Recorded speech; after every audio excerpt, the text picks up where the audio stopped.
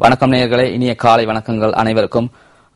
September மாதம் முதல் வாரத்தின் கடைசி நாள் வெள்ளிக்கிழமை 5ஆம் தேதி. இன்றைய தினம் தமிழ் பத்திரிகைகளில் வந்திருக்கும் செய்திகள் தொடர்பாக ஒரு சிறிய அலசி ஆராய்வதற்காக இன்றைய பிரஸ் ரிலீஸ் நிகழ்ச்சியில் இணைந்து கொள்ளும் நான் ராஜலிங்கம் த்ரிஷானு. முதலில் இன்றைய பத்திரிகைகள் தொடர்பாக பார்ப்போம். முதலாவதாக நாம் தினகரன் பத்திரிகையின் செய்திகள் தொடர்பாக பார்ப்போமானால், 13வது திருத்தம் இந்திய மாநிலங்களுக்குள்ள அதிகாரங்களை விட வலுவானது. போலீஸ் அதிகாரத்தை தவிர முழு அதிகாரத்தையும் வழங்க தயார் என்பதை முழு உலகுக்கும் கூறியுள்ளோம். வடமாகாண சபை அபிவிருத்தியை புறந்தள்ளி அரசியல் நடத்துகிறது. வடமாகாண சபை அபிவிருத்தியை புறந்தள்ளி அரசியல் நடத்துகிறது. சிவி இந்தியா செல்வதானால் அரசிடம் அனுமதி பெற வேண்டும். அதாவது நேற்றைய தினம் அமைச்சரவை அங்கீகாரங்களை அறிவிக்கும் ஊடகவியலாளர் சந்திப்பு நேற்றைய தினம் நடைபெற்றது ஊடகத்துறை அமைச்சில். இதன் போது அமைச்சர் கெஹலிய ரம்புக்கொல்ல அவர்கள் தெரிவித்த கருத்துக்கள் தான் இவை. வடமாகாண சபை தற்போதைக்கு அபிவிருத்தியை புறந்தள்ளிதான் செயற்பட்டு வருகின்றது. அதாவது அரசாங்கத்தின் சார்பில் இருந்த போது அரசாங்கம் எவ்வாறு வடமாகாணத்திலே அபிவிருத்தியை மேற்கொண்டதோ அதனையும் விட குறைந்த மட்டத்தில் தான் அபிவிருத்தி அமைந்துள்ளது. அந்த வகையில் அபிவிருத்தி தொடர்பாக பார்ப்போமானால் வடமாகாண சபையை விட அரசாங்கம் தான் சிறப்பாக செய்திருந்தது என்ற கருத்தை தெரிவித்திருக்கிறார். அதே போன்று பெரும்பாலும் இந்தியாவில் மாநிலங்களுக்கு இருக்கக்கூடிய அதிகாரங்களை விட 13வது திருத்தத்தில் மாகாண சபைகளுக்கு கூடுதல் அதிகாரம் இருக்கிறது என கூறுகிறார். அதாவது இந்தியாவிலே மாநிலங்களை கலைக்கக்கூடிய அதிகாரம் பிரதமருக்கு இருக்கிறது. ஆனால் இலங்கையை பொறுத்தவரை ஜனாதிபதி நிறைவேற்று அதிகாரமுடைய ஜனாதிபதிக்கு மாகாண சபையை நேரடியாக கலைக்க முடியாது. அதனை கலைப்பதானால் அவர் ஆளுநரின் அதே போன்று முதலமைச்சரின் அனுமதியை பெற்று ஆதரவை பெற்று தான் செய்ய வேண்டும். ஆகவே அதிகாரங்களை பொறுத்து பார்ப்போமானால் மாநிலங்களுக்கு இந்தியாவில் இருக்கும் அதிகாரத்தை விட மாகாண சபைகளுக்கு இலங்கையில் வழங்கப்பட்டிருக்கக்கூடிய அதிகாரங்கள் கூடுதலானது என கூறியிருக்கிறார். அடுத்த செய்தியை பார்ப்போமானால், புறக்கோட்டை தங்க ஆபரண கடை தொகுதி இன்று திறப்பு. அமைச்சர் பஷீர் பிரதம அதிதி. நகர அபிவிருத்தி அதிகார சபையினால் நிர்மாணிக்கப்பட்டுள்ள புறக்கோட்டை ரத்தினக்கல் மற்றும் தங்க ஆபரண கடை தொகுதி இன்று மாலை 4:30 மணிக்கு உத்தியோகபூர்வமாக திறந்து வைக்கப்பட உள்ளது. பொருளாதார அபிவிருத்தி அமைச்சர் பசில்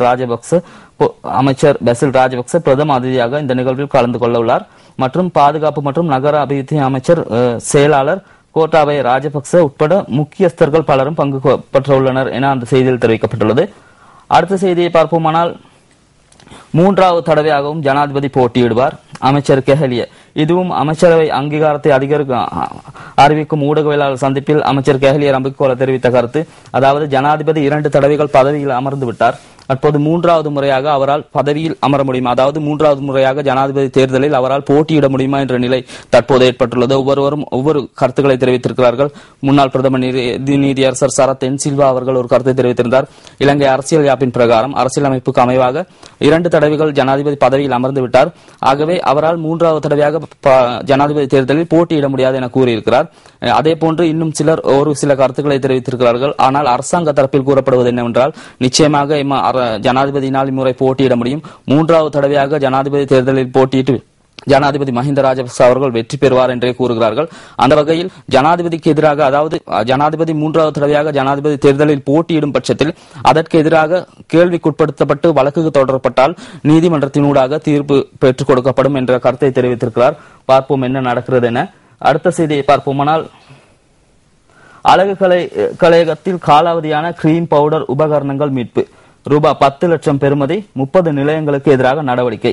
கொழும்பு இசிப்பத்தன பகுதியில் அமைந்துள்ள பிரபல அழகு கலை நிலையம் ஒன்றில் மேற்கொள்ளப்பட்ட சுற்றுலாப்பு தேடுதலில் 10 லட்சம் ரூபாய் பெறுமதியான காலாவதியான அழகு கலை பூச்சிகள் மற்றும் உபகரணங்கள் என்பன மீட்கப்பட்டதாக கூட்டுறவு உள்நாட்டு வர்த்தக அமைச்சு தெரிவித்தது. அமெரிக்கா, இத்தாலி போன்ற நாடுகளில் இருந்து இறக்குமதி செய்யப்பட்ட மேற்படி கிரீம் வகைகள் அதிக விலையானவை எனவும் அவற்றில் சில விற்பனைக்காக தயார் நிலையில் வைக்கப்பட்டிருந்ததாகவும் நுகர்வோர் பாதுகாப்பு அதிகார சபை தெரிவித்தது. இவற்றில் சில கிரீம் வகைகளின் லேபிள்கள் அகற்றப்பட்டுள்ளதோடு சிலவற்றில் காலாவதி திகதி மாற்றப்பட்டிருந்ததாகவும் சுற்றுலாப்பு அதிகாரி தெரிவித்திருக்கிறார்.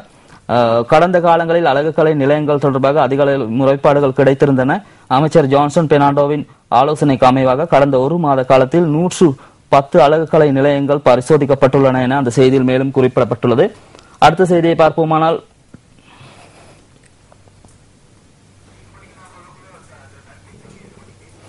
மாத்தளையில் இனம் தெரியாத சரும நோய். மாத்தளை மாவட்டத்தில் இனம் தெரியாத நோயொன்று பரவி வருவதாக மாத்தளை மாவட்ட வைத்தியசாலை வட்டாரங்கள் தெரிவித்துள்ளன. இந்த மாவட்டத்தில் 100க்கும் மேற்பட்டோர் சரும நோயாளர்கள் இனம் காணப்பட்டிருப்பதாக மாத்தளை தள வைத்தியசாலையில் தெரிவிக்கப்பட்டுள்ளது. ஆகவே மாத்தளை சேர்ந்தவர்கள் சற்று விழிப்புடன் இருக்க வேண்டியது அவசியமாகும். சரும நோய் தொடர்பான தகவல்கள் ஏதும் பதிவாகுமானால் அல்லது அறிகுறிகள் தென்படுமானால் உடனடியாக வைத்தியரை நாடி பரிசோதனைகளை மேற்கொள்வது சிறந்தது என்றே கூற முடியும். அடுத்து 2015 பட்ஜெட்டில் படைப்பாளிகளுக்கு விசேட சலுகைகள். 2015ஆம் ஆண்டு வரவு செலவு திட்டத்தில் படைப்பாளிகளுக்கும் எழுத்தாளர்களுக்கும் விசேட சலுகைகள் வழங்க ஜனாதிபதி திட்டமிட்டுள்ளதாக கலாசார அமைச்சர் டி.பி. ஏக்கநாயக்க தெரிவித்தார். எழுத்தாளர்களுடைய கடந்த கால கோரிக்கைகளை கருத்தில் கொண்டே இந்த நடவடிக்கையை மேற்கொண்டு வருவதாகவும் அமைச்சர் குறிப்பிட்டார். அடுத்த செய்தியை பார்ப்போம். தினகரன் பத்திரிகையில் அரசியல் நடவடிக்கைகளுக்காக எந்த அரசு அதிகாரியும் ஈடுபடுத்தப்படவில்லை. வடமாகாண முதலமைச்சருக்கு அமைச்சர் பதில். அதாவது வன்னி மாவட்டத்தில் அரசியல் நடவடிக்கைகளுக்காக எந்த ஒரு அரசு அதிகாரியும் ஈடுபடுத்தப்படவில்லை என சுட்டிக்காட்டிய அமைச்சர் ரிசாத் பதியுதீன் அவ்வாறான ஒரு கருத்தை எந்த ஒரு அரசு அதிகாரியும் கூற மாட்டார்கள் என்றும் குறிப்பிட்டுள்ளார். முல்லைத்தீவு மாவட்ட ஒருங்கிணைப்பு குழு கூட்டத்தில் நேற்று முன்தினம் அவர் இந்த கருத்தை தெரிவித்திருக்கிறார். அடுத்த செய்தியை பார்ப்போம். இது தினகரன் பத்திரிகையின் ஆசிரியர் தலையங்கம். அரசு மீது பழி சுமத்த முற்படும் கபடத்தனமான அரசியல். ஊவா மாகாண சபை தேர்தல் பிரசாரங்கள் சூடுபிடித்துள்ள நிலையில் நேற்று தபால் மூல வாக்களிப்பு ஆரம்பமாகி இருக்கிறது. இன்று 5ஆம் திகதியும் அரசு அதிகாரிகள் வாக்களிப்பார்கள். நேற்று நடந்த தபால் மூல வாக்களிப்புகள் மிகவும் அமைதியாக இடம்பெற்றதாக தேர்தல்கள் திணைக்களம் தெரிவித்திருக்கிறது. அதே அமைதி இன்றும் இருக்கும் என்பதே தேர்தல் அதிகாரிகளின் எதிர்பார்ப்பு. அந்த வகையில் முற்றுமுழுதாக தேர்தல் சமாதானமாகவும் சுமூகமாகவும் நடைபெறுகிறது என்பதையே தினகரன் ஆசிரியர் தலையங்கம் சுட்டிக்காட்டுகின்றது. என்றாலும் கடந்த காலங்களில் ஊவா மாகாண சபை தேர்தல் தொடர்பில் பல்வேறு முறைப்பாடுகளும் வன்முறைகளும் இடம்பெற்றதாக முறைப்பாடுகள் செய்யப்பட்டுள்ளன.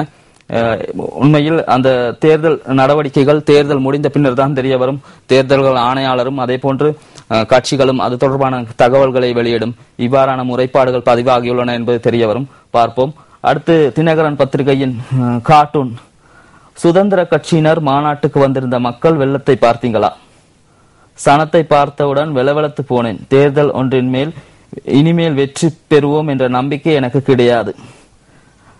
ஊவா மாகாண சபை தேர்தல் தொடர்பான ஒரு கார்ட்டூன் சித்திரம் இது. அடுத்ததாக நாம்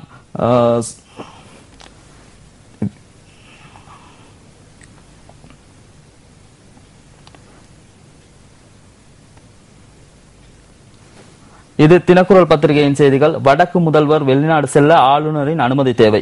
வட மாகாண முதலமைச்சர் வெளிநாடு செல்வதாயின் அதற்கான அனுமதியை பெற்றுக்கொள்ள வேண்டியது அவசியம் என அரசாங்கம் தெரிவித்துள்ளது. நேற்று வியாழக்கிழமை அரசாங்க தகவல் திணைக்களத்தில் நடைபெற்ற அமைச்சரவை தீர்மானங்களை அறிவிக்கும் செய்தியாளர் சந்திப்பின் போதே ஊடகவியலாளர் ஒருவர் வடமாகாண சபை முதலமைச்சர் விக்னேஸ்வரன் இந்திய பிரதமர் மோடியை சந்திக்க உள்ளதாக வெளியாகும் தகவல்கள் தொடர்பாக எழுப்பிய கேள்விக்கு பதிலளித்த போது அமைச்சரவை பேச்சாளர் கேஹலிய ரமுக்குவல மேற்கண்டவாறு தெரிவித்தார். இந்த செய்தியை பொறுத்தவரை கடந்த வாரத்திலே தமிழ் தேசிய கூட்டமைப்பு இந்தியாவுக்கு சென்றிருந்தது. அதே போன்று இந்தியாவின் முக்கிய பேச்சுவார்த்தைகளை நடத்திவிட்டு நாடு திரும்பியுள்ளது. அந்த வகையில் எப்போது இன்னும் புதிய பிரதமரான நரேந்திர மோடியை வடமாகாண முதலமைச்சர் சி.வி. விக்னேஸ்வரன் இன்னும் நேரடியாக சந்தித்து பேச்சுவார்த்தை நடத்தவில்லை.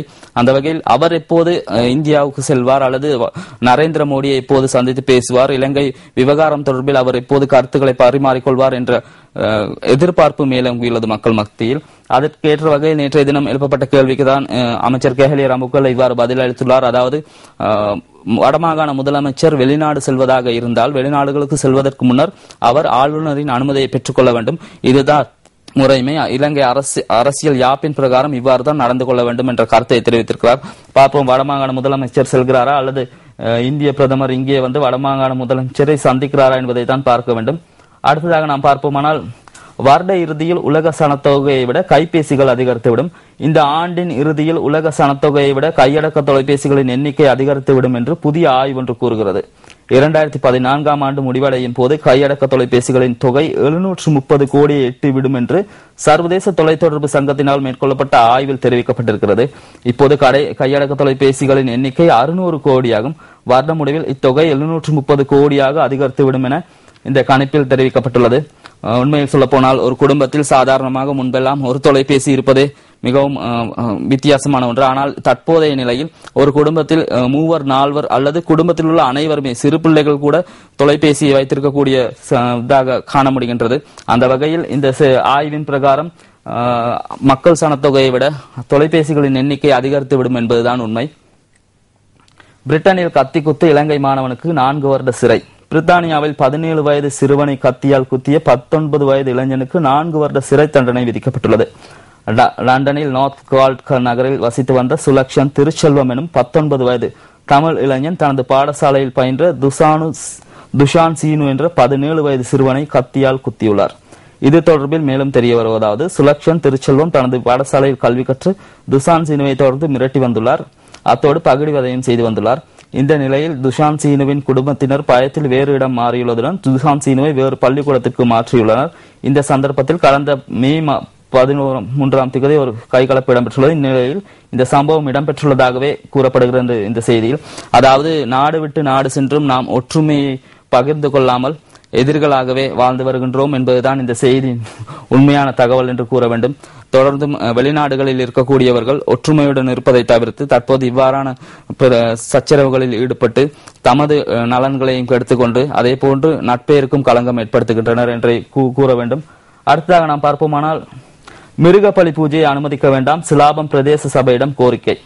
முன்னேஸ்வரம் பத்திரகாளி அம்மன் கோயிலில் நடத்தப்படும் மிருகபலி பூஜைக்கு அனுமதி வழங்க வேண்டாம் என சிலாபம் பிரதேச சபையிடம் தேசிய சங்க சம்மேளனம் கோரிக்கை விடுத்துள்ளது. தேசிய சங்க சம்மேளனத்தின் புத்தளம் மாவட்ட உறுப்பினர் பாண்டிருப்பு வினீத திஸ்ஸதேரர் இந்த கோரிக்கையை விடுத்துள்ளார். சிலாபம் முன்னேஸ்வரம் காளி கோயிலில் வருடந்தோறும் நடத்தப்படும் மிருகபலி பூஜையை தடுத்து நிறுத்த வேண்டும் என்ற தேசிய சங்க சம்மேளனம் உட்பட 16 அமைப்புகள் கொழும்பு மேல் நீதிமன்றில் மனு ஒன்றை தாக்கல் செய்திருப்பதாக அந்த செய்தியில் மேலும் தெரிவிக்கப்பட்டுள்ளது. அடுத்ததாக பார்ப்போமானால், முல்லைத்தீவு மாவட்டத்திலிருந்து வெளியோயாவுக்கு உதவி திட்டங்களை எவ்வாறு வழங்க முடியும்? வர்த்தமானியில் அறிவிக்கப்படாத சட்ட ரீதியான அங்கீகரிக்கப்படாத தமிழர் நிலங்களை அபகரித்து உருவாக்கப்பட்ட முல்லைத்தீவில் வாக்குரிமை இல்லாத சிங்கள மக்கள் மட்டும் வசிக்கும் வெளியோயா பிரதேச செயலாளர் பிரிவுக்கு போரினால் முற்றாக பாதிக்கப்பட்ட முல்லைத்தீவு மாவட்டத்திலிருந்து எவ்வாறு உதவி திட்டங்களை வழங்க முடியும்? தமிழ் தேசிய கூட்டமைப்பில் கேள்வி எழுப்பிய போதும் இதற்கான பதில்கள் எதிலையும் உரிய முறையில் பொறுப்பான அதிகாரிகள் கூறாமலே முல்லைத்தீவு மாவட்ட ஒருங்கிணைப்பு குழு கூட்டம் முடிவடைந்ததாக கூறப்படுகிறது. பார்ப்போம்.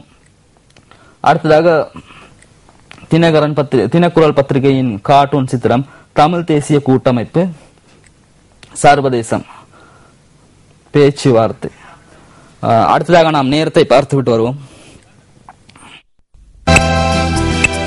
அதிநவீன வசதிகளுடன் புதிய ஹீரோ பிளஷர் நீங்கள் அனுபவித்ததிலும் அதிக ஆனந்தம். இந்த கார்ட்டூன் சித்திரம் வித்தியாசமான ஒரு தகவலை கூறுகின்றது. அதாவது தமிழ் தேசிய கூட்டமைப்பு என்ன சொல்லும் என்ற நினைப்பில் ஜனாதிபதி இருக்கிறார். அதே போன்று சர்வதேசம் என்ன சொல்லும் என இரா சம்பந்தன் அவர்கள் நினைக்கிறார்கள். இரண்டு பேரும் இரண்டு தரப்புகளில் நின்று யோசிக்கின்றனர். வேறு பக்கங்களை பார்த்து கொண்டு பேச்சுவார்த்தை நடுமுனையில் இருக்கிறது. இதுதான் இந்த கார்ட்டூன் சித்திரத்தின் அடையாளம். அடுத்ததாக நாம் பார்ப்போமானால், வீரகேசரி பத்திரிகையின் செய்திகள். ஆளுநரின் அனுமதி பெற்றே சிவி இந்தியா செல்லலாம், போலீஸ் அதிகாரமின்றியே 13வது திருத்தம் அமலாகும், அமைச்சரவையின் பேச்சாளர் கூறுகிறார். வடக்கு முதலமைச்சர் விக்னேஸ்வரன் இந்தியா செல்ல வேண்டுமானால் வடமாகாண ஆளுநரிடம் அனுமதி பெற்றாக வேண்டும். அரசியல் அமைப்பின் பிரகாரம் முதலமைச்சர் வெளிநாடு செல்வதாயின் ஆளுநரிடம் அனுமதி பெறுவது கட்டாயமாகும் என்று அமைச்சரவை பேச்சாளரும் அமைச்சருமான கேஹலிய ரம்புக்கொல தெரிவித்தார். இந்தியாவில் மாநிலங்களுக்கு வழங்கப்பட்டுள்ள அதிகாரங்களை விட இலங்கையின் 13வது திருத்த சட்டம் வலுவானதாகும். இந்தியாவில் எந்த ஒரு மாநிலத்தையும் பிரதமரால் கலைக்க முடியும். ஆனால் இலங்கையில் மாகாண சபை ஒன்றை ஜனாதிபதியால் கலைக்க முடியாது. முதலமைச்சரின் விருப்பத்தின் பேரிலேயே அதனை செய்ய முடியும் என்றும் அவர் குறிப்பிட்டார். இதை நாம் ஏற்கனவே பார்த்த செய்தி. அந்த வகையில் அதற்கு கீழ் ஒரு கட்டமிடப்பட்ட செய்தி உள்ளது. 3வது தடவையாகவும் ஜனாதிபதி போட்டியிடலாம், சவாலுக்குட்படுத்தினால் நீதிமன்றத்தின் மூலம் தீர்வு. ஜனாதிபதி மஹிந்த ராஜபக்சவினால் 3வது தடவையும் ஜனாதிபதி தேர்தலில் போட்டியிட முடியும் என்பது அரசாங்கத்தின் நிலைப்பாடு. அதனை யாராலும் சவாலுக்கு உட்படுத்த முடியும். அவ்வாறு சவாலுக்கு உட்படுத்தினால் நீதிமன்றத்தின் ஊடாக தீர்வு பெறப்படும் என்று அமைச்சரவை பேச்சாளரும் அமைச்சருமான கேஹலிய ரம்புக்கொல தெரிவித்தார். அதாவது சவாலுக்குட்படுத்தினால் என்பது கேள்விக்குட்படுத்தினால் என்பதன் பொருளாகும். நேரடியாக ஜனாதிபதி எவ்வாறு இப்படி 3வது தடவையாக தேர்தலில் போட்டியிட முடியும் என்ற கேள்விக்குட்படுத்தி வழக்கு தொடரப்பட்டால் அதற்கான பதிலை நீதிமன்றத்தின் ஊடாக அரசாங்கம் வழங்கும் என்றுதான் அவர் கூறுகிறார். அதுதான் சவாலுக்குட்படுத்தினால் என்பதன் பொருள் கேள்விக்குட்படுத்தினால் என்பதாகும். அடுத்த செய்தியை பார்ப்போமானால், தேர்தல் விதிமுறைகளை இறுக்கமாக பின்பற்றவும், தேர்தல் ஆணையாளர் உட்பட அதிகாரிகளுக்கு மனித உரிமை ஆணையாளர் அறிவுறுத்தல். ஊவா மாகாணத்தில் தேர்தல் விதிமுறைகளை இறுக்கமாக பின்பற்றுமாறு இலங்கை மனித உரிமை ஆணையாளர் மகனாமேவா பிரதீபா மானாமேவா தேர்தல்கள் ஆணையாளருக்கு அறிவுறுத்தியுள்ளார். அத்தோடு சகல அரசு அதிகாரிகளுக்கும் தேர்தல் விதிமுறைகள் குறித்து விளக்கமளிக்கும் சுற்றறிக்கைகளை உடன் அனுப்பி வைக்க அமைச்சின் செயலாளர்கள் நடவடிக்கை எடுக்க வேண்டும் என்றும் கேட்டுக்கொண்டார். இந்த செய்தியை பொறுத்தவரை ஊவா மாகாண சபை தேர்தல் தொடர்பான பல்வேறு முறைப்பாடுகள் இதுவரை கிடைத்துள்ளன. அந்த வகையில் தேர்தல்கள் ஆணையாளர் இதனை சரியாக பின்பற்றுகிறாரா, அதாவது தேர்தல் விடயங்கள், தேர்தல் முறைப்பாடுகள் மற்றும் தேர்தல்களுக்கு அரசு அதிகாரிகள் அரசு வேட்பாளர்களால் பயன்படுத்தப்படுகின்றமை தொடர்பில் உரிய முறையில் நடவடிக்கை எடுக்கிறாரா என்ற ஒரு கேள்வியையும், அதே போன்று ஒரு முறைப்பாட்டையும் ஐக்கிய தேசிய கட்சி, அதே போன்று மக்கள் விடுதலை முன்னணி என்பன கடந்த 2 நாட்களுக்கு முன்னர் மனித உரிமை ஆணையகத்தில் முறையிட்டிருந்தன. அந்த வகையில் அவற்றை கருத்தில் கொண்டு சட்டத்தரணி பிரதீபா மஹ்னாமேவா இந்த கருத்தை தெரிவித்திருக்கிறார். மனித உரிமைகள் ஆணையாளர் இலங்கையின் அவர் கூறுவதன் பிரகாரம் இனிமேல் தேர்தலில் இவ்வாறான விதிமுறைகள் அல்லது வன்முறைகள் இடம்பெறுமானால் அதனை விதிமுறை மீறி செயற்படுபவர்களை உடனடியாக இறுக்கமாக பின்பற்றி அவர்களுக்கு எதிராக நடவடிக்கை எடுக்குமாறு கூறியிருக்கிறார். என்றாலும் தேர்தல்கள் ஆணையாளர் எவ்வாறு செயற்படுகிறார் என்பதும் எல்லோருக்கும் தெரிந்த விடயம். அவரால் எந்த அளவுக்கு அதிகாரங்களை பயன்படுத்த முடியும் என்பதும் தெரியும். பொறுத்திருந்துதான் பார்க்க வேண்டும் ஆணையாளர் எந்த வகையில் அதிகாரங்களை பயன்படுத்திக் கொள்வார் என்பது. பார்ப்போம் அடுத்த செய்தியை. பதுளை ரயில் தடம் புரண்டதால் மலையக ரயில் சேவைகள் பாதிப்பு. கொழும்பு கோட்டையிலிருந்து பதுளை நோக்கி பயணித்த ரயில் கலபுடவிற்கும் இங்குரு ஹோயாவிற்கும் இடையே தடம் புரண்டதால் நேற்றைய தினம் காலை மலையக ரயில் சேவைகள் பெருமளவில் பாதிக்கப்பட்டன. அதாவது கொழும்பிலிருந்து கண்டி சென்று கண்டி நோக்கி புறப்பட்டு கண்டியிலிருந்து கலபுடவை கடந்து பதுளை நோக்கி செல்லும் வழியில் தான் இந்த அசம்பாவிதம் இடம்பெற்றுள்ளது. ரயில் தடம் புரண்டதில் எவருக்கும் பாதிப்புகள் ஏற்படவில்லை. அதன் பிறகு நேரடியாக அந்த ரயில் வட்டவளையில் தரைத்து வைக்கப்பட்டு அதே போன்று பதுளையிலிருந்து கொழும்பு நோக்கி வந்த ரயில் ஹட்டன் ரயில் நிலையத்தில் தரைத்து வைக்கப்பட்டு பாதை புனரமைப்பு பணிகள் மேற்கொள்ளப்பட்டன. அந்த வகையில் நேற்று மாலையே இது ரயில் போக்குவரத்து சீரமைக்கப்பட்டுவிட்டது. என்றாலும் இந்த ரயில்களில் பயணித்த பயணிகள் இலங்கை போக்குவரத்து சபைக்கு சொந்தமான பஸ்களின் ஊடாக அவர்களின் சொந்த இடங்களுக்கு அனுப்பி வைக்கப்பட்டதாக ரயில்வே திணைக்களம் தெரிவித்திருந்தது.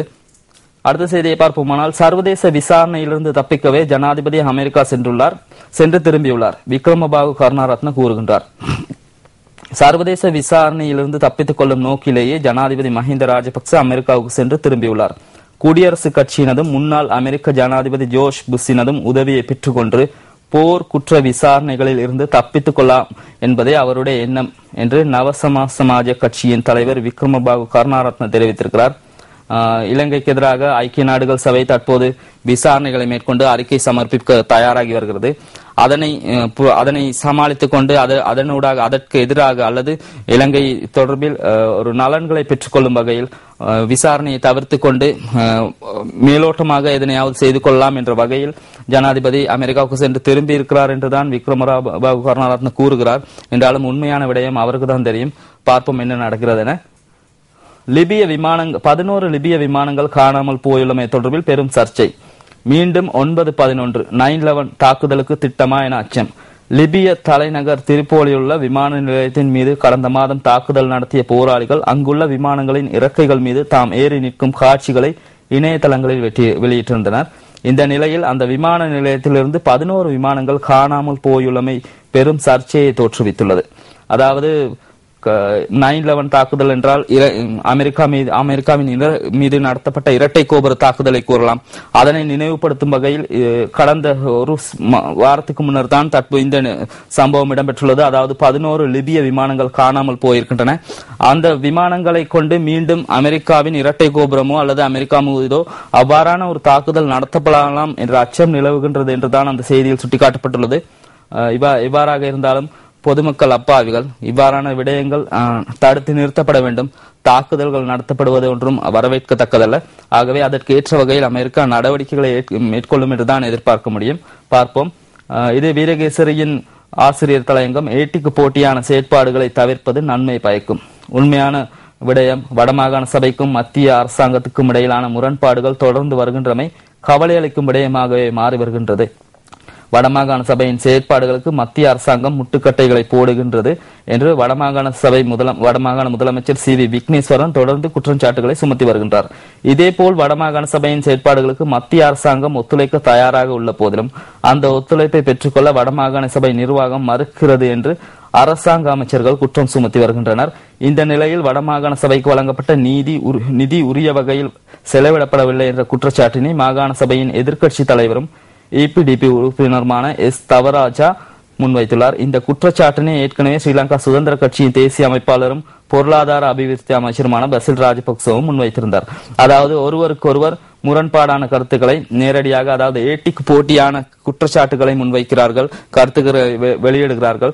மக்களின் நலன்கள் தொடர்பில் அவர்கள் கவனம் செலுத்துவதில்லை, அரசியல் பயணத்தையே முன்னெடுக்கிறார்கள் என்பதனைத்தான் வீரகேசரியின் ஆசிரியர் தலையங்கம் சுட்டிக்காட்டுகின்றது.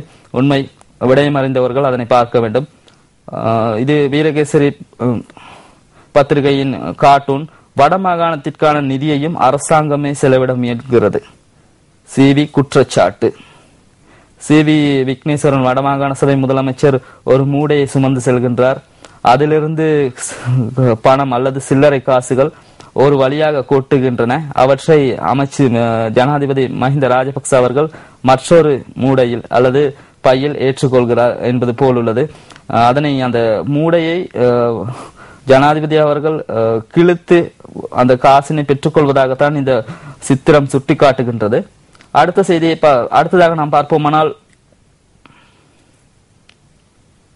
சுடரொளி பத்திரிகையின் செய்திகளை பார்ப்போம். முஸ்லிம்களையும் அரவணைத்துக் கொண்டே தீர்வை நோக்கிய எமது பயணம் தொடரும். மோடியிடமும் இதனை எடுத்துரைத்துள்ளோம் என்கிறது கூட்டமைப்பு. இருதரப்பு பேச்சுக்கு முன்னர் அரசியல் தீர்வு திட்ட வரைவை முன்வைக்குமாறு ராஜபக்ச அரசிடம் முக வலியுறுத்தியுள்ளதை நாம் வரவேற்கின்றோம். இந்த அழுத்தத்தை ராஜபக்ச அரசுக்கு முக தொடர்ந்து கொடுக்க வேண்டும் என்றே நாம் விரும்புகின்றோம். இனப்பிரச்சினைக்கான அரசியல் தீர்வு பயணத்தில் முஸ்லிம் சமூகத்தையும் அரவணைத்துக் கொண்டு இலக்கை அடைவதே தமிழ் மக்களின் பிரதிநிதிகளான தமிழ் தேசிய கூட்டமைப்பினரின் நிலைப்பாடாகும். இந்த நிலைப்பாட்டிலிருந்து நாம் ஒருபோதும் பின்வாங்க மாட்டோம். இதனை இந்திய பிரதமர் நரேந்திர மோடியுடனான சந்திப்பின் போது நாம் தெளிவாக எடுத்துரைத்தோம். இவ்வாறு தமிழ் தேசிய கூட்டமைப்பின் பொதுச் செயலாளரும் யாழ் மாவட்ட நாடாளுமன்ற உறுப்பினருமான மாவை சேனாதிராஜா சுடரொலிக்கு தெரிவித்துள்ளார். இந்தியாவுக்கு சென்று வருகை தந்த பின்னர் அவர் சுடரொலிக்கு தெரிவித்த கருத்து இது. பார்ப்போம் என்ன நடக்கிறது என.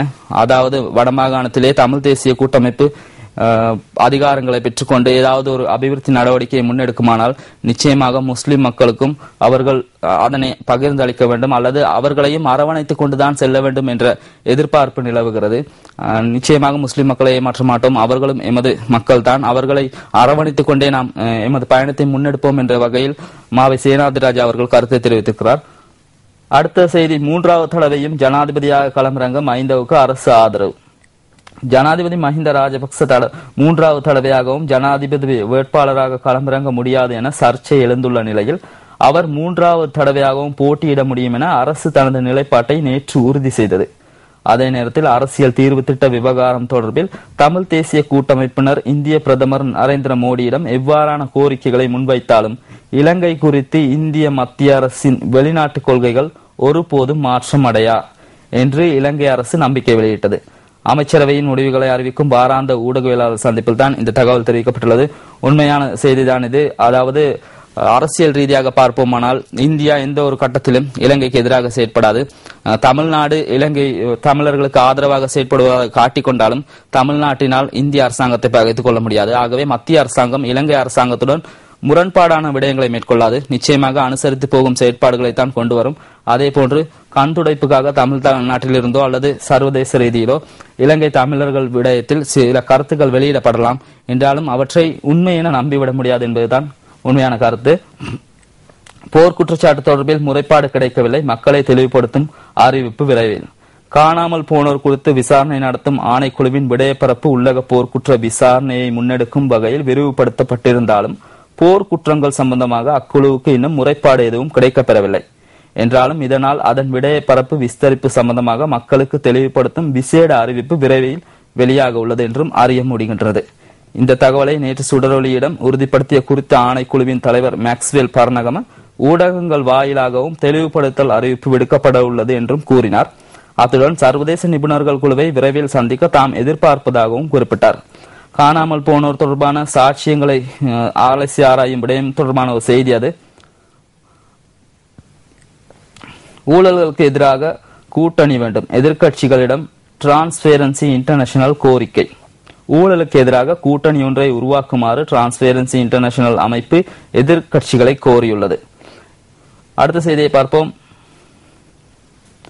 தமிழரசு கட்சியின் 15வது மாநாடு இன்று ஆரம்பமாவதை கூறப்படுகின்றது. இன்று மாலை 4 மணிக்கு வவுனியாவில் இந்த தமிழ் தேசிய கூட்டமைப்பின் தமிழரசு கட்சியின் 15வது தேசிய மாநாடு வவுனியா நகரசபை கலாசார மண்டபத்தில் இன்று மாலை 4 மணிக்கு ஆரம்பமாக இருக்கிறது. நாளை மறுதினம் வரை இந்த மாநாடு தொடரும். அதே போன்று இந்த மாநாட்டில் பெரும்பாலும் தமிழரசு கட்சியின் தலைவராக மாவை சேனாதிராஜா, சிரேஷ்ட உறுப்பினரான மாவை சேனாதிராஜா அவர்கள் தமிழரசு கட்சியின் தலைவராக பதவியேற்பார் என தகவல் வெளியிடப்பட்டுள்ளது. என்றாலும் பார்க்க வேண்டும், நாளை மறுதினம் தான் தெரிய வரும் என்ன நடக்கிறது என. அடுத்த செய்தியை பார்ப்போமானால், ஊவா களத்தில் உறுதிமொழிகள் வாரி இறப்பு. கடந்த காலம் வழங்கியவை இன்னும் கிடப்பில், மக்கள் கடும் விசனம். ஊவா மாகாண சபை தேர்தலில் வாக்கு வேட்டை நடத்துவதற்கு பிரசார மேடைகளில் அரசியல்வாதிகள் மக்கள் நலத்திட்டங்களை குறித்து வாக்குறுதிகளை அள்ளி வீசி வருகின்றனர். வீதி புனரமைப்பு, கடன் திட்டங்கள், தொழில் முயற்சி, நீர்ப்பாசன திட்டம் என அந்த பட்டியல் நீடித்து செல்கின்றது. எனினும் கடந்த முறை தேர்தலின் போது வழங்கப்பட்ட உறுதிமொழிகள் பாதியளவை கூட இன்னும் நிறைவேற்றாத அரசியல்வாதிகள் இம்முறை மட்டும் செய்து விடுவார்களா என்னவென்று மக்கள் கேள்வி எழுப்புவதுடன் கடனம் விசனம் தெரிவித்திருக்கிறார்கள் என்று கூறப்படுகின்றது. தேர்தல் என்றாலே அப்படித்தான், வாக்குறுதிகள் பெரும்பாலும் அள்ளி வீசப்படும். ஆனால் பின்னர் அதில் கால்வாசி கூட நிறைவேற்றப்படாது என்பது உண்மை. இது ஊவா மாகாண சபை தேர்தலில் மாத்திரமல்ல, இலங்கையில் நடைபெறக்கூடிய எந்த ஒரு தேர்தலிலும் அப்படித்தான். எவ்வளவோ வாக்குறுதிகள் கிடைத்திருக்கும், ஆனால் எந்த ஒரு நலத்திட்டங்களும் நிறைவேற்றப்பட்டிருக்காது என்றுதான் கூற வேண்டும். அடுத்த செய்தியை பார்ப்போமானால், தற்கொலைகளின் வரிசையில் இலங்கைக்கு 4ஆம் இடம். உலகில் அதிக அளவு தற்கொலைகள் இடம்பெறுகின்ற நாடுகளின் வரிசையில் இலங்கை முன்னணி வகிக்கின்றது. 172 நாடுகளில் ஆய்வு நடத்தப்பட்டு உலக சுகாதார ஸ்தாபனம் அறிக்கை ஒன்றை வெளியிட்டுள்ளது. உலகில் அதிக அளவு தற்கொலைகள் இடம்பெறும் நாடுகளில் இலங்கை 4ஆம் இடத்தை பெற்றுள்ளது. இலங்கை சற்று முன்னேற்றம் அடைந்துள்ளது என்று கூற வேண்டும். தற்கொலை செய்து கொள்வதில் இலங்கையை பொறுத்தவரை சமீப காலமாகவே தற்கொலைகள் அதிகரித்துள்ளன. அதே போன்று 15 வயது சிறார்கள், பல்வேறு தரப்பினர், பாடசாலை மாணவர்கள் என இந்த வருடத்தில் மாத்திரம் பல தற்கொலைகள் இடம்பெற்றிருந்தன. மலையகத்திலும் இவ்வாறான தற்கொலைகள் இடம்பெற்றன. அந்த வகையில் உலக சுகாதார ஸ்தாபனம் நடத்திய ஆய்வின் பிரகாரம் இலங்கைக்கு 4ஆம் இடம் கிடைத்திருக்கிறது. அடுத்த செய்தியை பார்ப்போம். அதிபரின் தாக்குதலில் 5 மாணவர்கள் காயம். கம்பா பாடசாலை அதிபரின் தாக்குதலில் காயமடைந்த 5 மாணவர்கள் வைத்தியசாலையில் சேர்க்கப்பட்டுள்ளனர். மாணவர்கள் என்ன தவறை செய்தார்களோ தெரியவில்லை.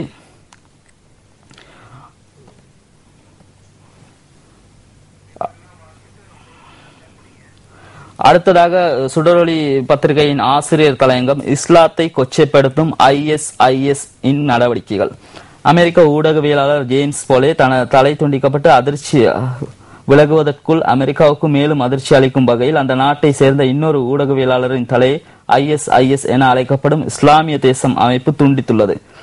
ஊடகவியலாளர் சட்லாப் கடந்த ஆண்டு ஆகஸ்ட் மாதம் சிரியாவில் கடத்தப்பட்டார். இவரை போன்று பணைய கைதியாக பிடித்து வைக்கப்பட்டிருந்த ஜேம்ஸ் போல் IS அமைப்பினால் கடந்த மாதம் தலைவெட்டி கொல்லப்பட்டுள்ளார் என்ற செய்தியை கூறி ஆசிரியர் தலையங்கம் சுட்டிக்காட்டுகின்றது. இஸ்லாத்தை, அதாவது ISIS என்பது இஸ்லாம் அமைப்பா இல்லையா என்பது இன்னும் உறுதி செய்யப்படவில்லை.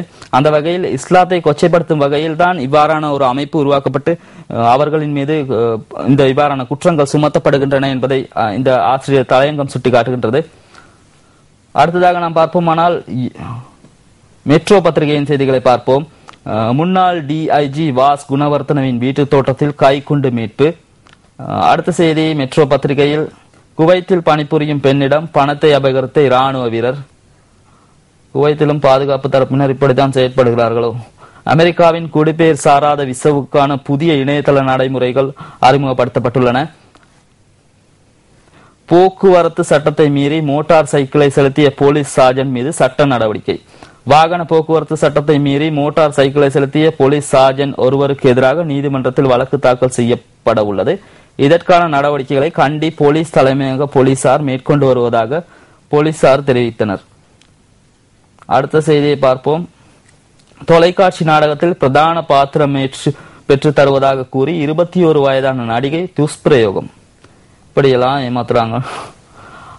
அடுத்ததாக யாழ் தினக்குரல், வடக்கு முதல்வர் வெளிநாடு செல்ல ஆளுநர் அனுமதி தேவை, இந்திய பயணம் குறித்து அரசு பதில். வடமாகாண முதலமைச்சர் வெளிநாடுகளுக்கு செல்வதாயின் அதற்கான அனுமதியை பெற்றுக் கொள்ள வேண்டியது அவசியம் என அரசாங்கம் தெரிவித்துள்ளது. நேற்று வியாழக்கிழமை அரசாங்க தகவல் திணைக்களத்தில் நடைபெற்ற ஊடகவியலாளர் சந்திப்பில் அமைச்சர் கேஹலிய ரம்புக்கள் இந்த கருத்தை தெரிவித்திருக்கிறார். அதே போன்று முதலமைச்சர் விக்னேஸ்வரன், இந்த செய்தி நாம் ஏற்கனவே பார்த்த செய்தி. அடுத்ததாக எபோலா வைரஸினால் பலியானோர் தொகை 1900க்கும் மேல். எபோலா வைரஸ் தாக்கத்தினால் மேற்கு ஆப்பிரிக்காவில் இதுவரை 1900க்கும் மேற்பட்டோர் உயிரிழந்திருப்பதாக உலக சுகாதார அமைப்பு தெரிவித்துள்ளது. எபோலா வைரஸ் தொடர்ந்து மேற்கு ஆப்பிரிக்காவை அச்சுறுத்தி கொண்டிருக்கிறது என்றுதான் கூற வேண்டும். அதற்கான சிகிச்சை முறை இதுவரை இன்னும் கண்டுபிடிக்கப்படவில்லை. அதாவது எபோலா வைரஸ் தொற்றிய ஒருவருக்கு சிகிச்சை அளிக்க ஆரம்பிக்கும் பொழுது அந்த வைத்தியரும் அந்த நோய் தாக்கத்துக்கு உட்படுகிறார் என்பதன் காரணமாக பல்வேறு மருத்துவர்கள் வைத்தியர்கள் சிகிச்சை அளிப்பதற்கு மறுப்பு தெரிவிப்பதாகவே கூறப்படுகிறது. என்றாலும் வைத்திய சேவை என்பது ஒரு அர்ப்பணிப்பு மிகுந்த சேவை. அதாவது கடவுளுக்கு ஒப்பானவர்கள் என வைத்தியர்களை கூறுவார்கள். ஆகவே நிச்சயமாக வைத்தியர்கள் அவர்களது கடமையை நிறைவேற்றுவார்கள் என எதிர்பார்ப்போம். காரைநகர் சிறுமிகள் துஷ்பிரயோக வழக்கு போலீசார் விசாரணை, நீதிமன்ற அதிருப்தி. துரிதப்படுத்த வடமாகாண பிரதி போலீஸ் மா அதிபருக்கு உத்தரவு. காரைநகர் ஊரி கிராமத்தில் கடற்படையினரால் 2 சிறுமிகள் பாலியல் வல்லுறவுக்கு உட்படுத்தப்பட்ட சம்பவம் தொடர்பில் இதுவரை ஊர்காவற்றுறை போலீசார் முழுமையான விசாரணைகளை மேற்கொள்ள தவறியுள்ளதாக நீதிமன்றம் குற்றம் சாட்டியுள்ளது. இதனால் இவ்விடயத்தில் நீதியான விசாரணையை மேற்கொள்ளுமாறு வடமாகாண சிரேஷ்ட பிரதி போலீஸ் மா அதிபருக்கு யாழ் பெண்கள் சிறுவர் நீதிமன்ற நீதிவான் கருப்பையா ஜீவராணி நேற்று உத்தரவிட்டார். சிறுமிகள் பாலியல் துஷ்பிரயோகம் தொடர்பான வழக்கு நேற்று நீதிமன்றத்தில் எடுத்துக் கொள்ளப்பட்ட போது மேற்படி உத்தரவை நீதிவான் பிறப்பித்தார். இதேவேளை விடுமுறையில் சென்றதாக கூறப்படும் வழக்குடன் தொடர்புடைய சந்தேக நபர்களான 2 கடற்படை சிப்பாய்களையும் நேற்று நீதிமன்றில் ஆஜர் செய்யுமாறு கடந்த தவணை நீதிமன்றம் உத்தரவிட்ட போதும் போலீசாரால் அவர்கள் ஆஜர் செய்யப்படவில்லை. 7 கடற்படை சிப்பாய்கள் கைது செய்யப்பட்டு பிணையில் விடுவிக்கப்பட்டுள்ள நிலையில் குறித்த 2 கடற்படை சிப்பாய்களும் 2 மாத காலமாக விடுமுறையில் தான் சென்றார்களா என்பது தொடர்பில் உண்மையினை கண்டு அறியுமாறு வடமாகாண பிரதி போலீஸ் மா அதிபருக்கு இதன் போது நீதிபதி உத்தரவிட்டார். எதிர்வரும் வழக்கு தவணையின் போது 2 கடற்படையினரையும் அடையாள அணிவகுப்பிற்கு உட்படுத்த நடவடிக்கை எடுக்குமாறும் அவர் போலீசாருக்கு பணிப்புரை விடுத்தார். ஒரு வழக்கொன்று இருக்கும் போது பாதுகாப்பு தரப்பினர் என்ற காரணத்துக்காக நீதிமன்றத்தில் ஆஜராக தேவையில்லை என்ற சலுகை ஒருபோதும் வழங்கப்பட மாட்டாது. என்றாலும் இந்த செய்தியை பொறுத்தவரை சற்று புறம்பாக உள்ளது. என்ன நடக்கிறது என்பதை பார்ப்போம். அடுத்த செய்தி, ஆயுத போர் முடிந்து 5 ஆண்டுகள் இன்றும் தொடர்கிறது இராணுவ பதிவு. ஆயுத போர் முடிந்து 5 ஆண்டுகள் இன்றும் தொடர்கிறது இராணுவ பதிவு. புதுக்குடியிருப்பு மக்கள் குற்றச்சாட்டு. நாட்டில் சமாதானம் நிலவுகின்றது, போர் முடிவுக்கு வந்துவிட்டது என்று கூறப்பட்டாலும் இந்த புதுக்குடியிருப்பு மக்கள் தொடர்ந்து இராணுவ பதிவுகளை மேற்கொள்ள வேண்டியிருப்பதாக கூறப்படுகிறது. அதாவது ஒரு நாட்டை பொறுத்தவரை சமாதானம் நிலவும் பட்சத்தில் அந்த நாட்டில் இவ்வாறான பதிவுகள் தேவையில்லை என்பதுதான் உண்மை. பொறுத்திருந்து பார்ப்போம் புதுக்குடியிருப்பு மக்களின் கவலைக்கு அல்லது அங்கலாய்ப்புக்கு பதில் கிடைக்குமா என. தமிழ் மக்களுக்கான வெளிநாடுகளின் உதவிகளுக்கு அரசியல் சாயம் பூசாதீர், அரசிடம் வடக்கு முதலமைச்சர் கோரிக்கை. அதாவது யுத்தத்தினால் பாதிக்கப்பட்ட வடமாகாணத்தை மேம்படுத்தவும் அபிவிருத்தி செய்யவும் வெளிநாடுகளில் இருந்து கிடைக்கப்பெறும் அபிவிருத்திகள் அரசியல் சாயம் பூசப்பட்டு கொச்சைப்படுத்தப்படுகின்றன. அதனை செய்யாதீர்கள் என வடமாகாண முதலமைச்சர் விக்னேஸ்வரன் அவர்கள் நேற்றைய தினம் கோரிக்கை விடுத்திருந்தார். அடுத்து மற்றொரு பிரஸ் ரிலீஸ் நிகழ்ச்சியில் மீண்டும் சந்தித்துக் கொள்வோம். உங்களிடமிருந்து விடைபெறும் நான் ராஜலிங்கம் திரிஷானோ.